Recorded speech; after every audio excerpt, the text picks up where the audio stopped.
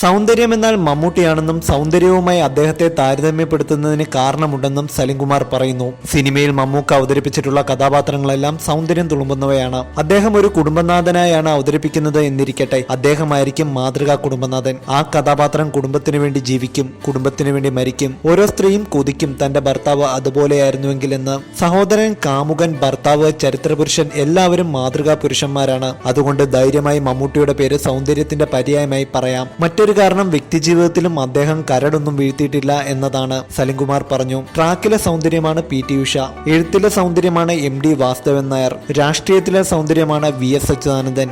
അതുപോലെ ബോളിവുഡ് താരം ഋതിക് റോഷനും സുന്ദരനാണ്.